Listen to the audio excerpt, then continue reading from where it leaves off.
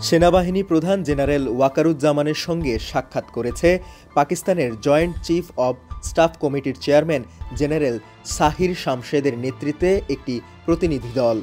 সেনা সদরে তাদের এই সৌজন্য সাক্ষাৎ অনুষ্ঠিত হয়। মঙ্গলবার সন্ধ্যায় সেনাবাহিনীর ভেরিফাইড ফেসবুক পেজে এ তথ্য জানানো হয়েছে। পোস্টে জানানো হয়, পাকিস্তানের জয়েন্ট চিফস অব স্টাফ কমিটির চেয়ারম্যান জেনারেল সাহির শামশাদ মির্জার নেতৃত্বে একটি প্রতিনিধি দল আজ সেনা সদরে সেনাবাহিনীর প্রধানের সঙ্গে সৌজন্য সাক্ষাৎ করে।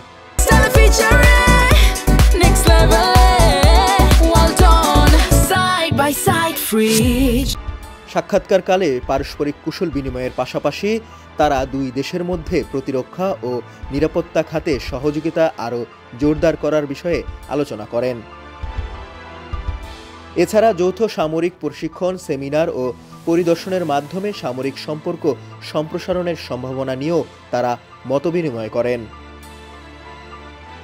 এর আগে গত 25 অক্টোবর রাতে সিজেসিসি জেনারেল সাহির শামশাদ মির্জা রাষ্ট্রীয় অতিথি ভবন যমুনায় প্রধান উপদেষ্টা অধ্যাপক মোহাম্মদ ইউনূসের সঙ্গে সৌজন্য সাক্ষাৎ করেন।